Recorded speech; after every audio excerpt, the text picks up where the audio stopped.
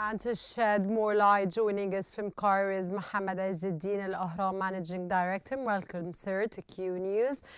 Sir, a significant day, of course, today, a historic day as well, as the Sharm el-Sheikh Peace Summit in redefining the political landscape of the Middle East. And can it truly be seen as the final chance for peace?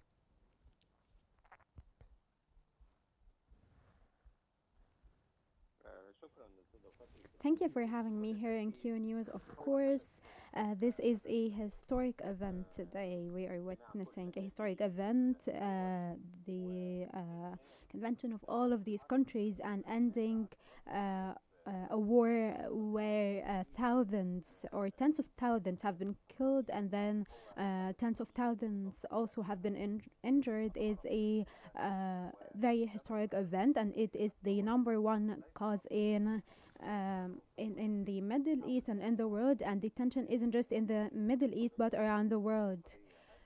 The Palestinian cause is very important, and stopping the bloodshed and the genocide that was against the Palestinians in the Gaza Strip, one of the most important things that today's summit has stopped. Egypt has witnessed here in Sharm el-Sheikh the Land of Peace has witnessed the largest event in declaring peace, not just in the Middle East, but if we compare the number of the martyrs and the injured and the destruction, we can say that it is the largest war to have such consequences. And so today is a historic day with all the meanings that this word can have, with President Sisi and the leaders around the world and the Egyptian mediators, and then also our brothers in Qatar and Turkey. All of this gives huge guarantees, and also the U.S. president being in Israel first, and him talking about the importance of peace, and that the Sharm el-Sheikh summit will end all of these suffering, and also in addition to the grave losses gave such a positive initiative before arriving in Sharm el-Sheikh, and this large number of leaders around the world shows and reflects that this event is a historic event that will go down in history, and that we need to hold on to it and take advantage to it, and continue the reconstruction and look at the phases of governing the Gaza Strip, and also trying to get a political long-lasting solution through a two-state solution, and then going back to the negotiation table about that. President Abdel Fattah el-Sisi emphasized that peace cannot be achieved through military power, only through respect. How does this reflect Egypt's long-standing diplomatic doctrine? Egypt has put so much effort, and so the U.S. president's praise and all the leaders, this shows how much effort they put, and they praised also President Abdel Fattah el-Sisi many times today. The U.S. president, throughout his speeches, he praised and hailed Egypt's role, and the presidents also, and so this shows how much effort they put and their wisdom in leading this, and the wisdom of the Egyptian president, and also the balanced policy that holds on to the principles, and that war doesn't lead to peace, but peace is what makes history, and that the prosperity of the nations comes from peace. And so from this here, the Egyptian insistence on the importance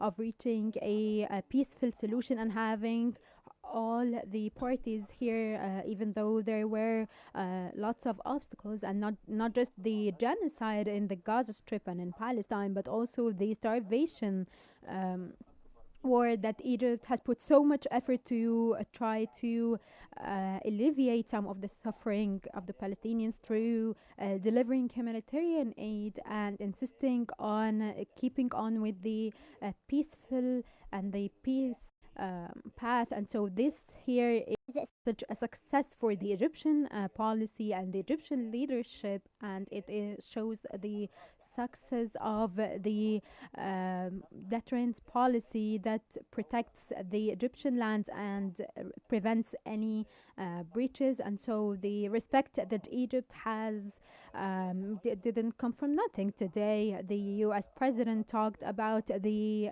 planes that escorted his plane before he came to Sharm el-Sheikh. No, it was not just a welcoming message, but it was also a message to show that Egypt can protect its land and protect its neighboring land. And so today, the Egyptian leadership and the Egyptian role and holding on to the principles led to what we saw today.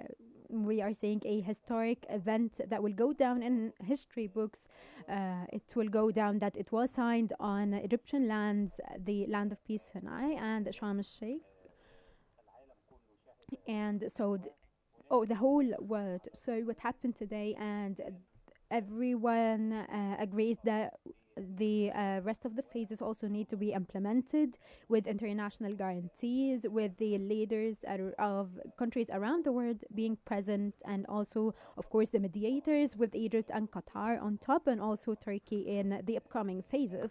And so this agreement and this it's historic, and it came after so much effort, and the Egyptian effort here was put so much, and it is full of details and full of history and secrets and insistence on having a peaceful solution for the Palestinian cause.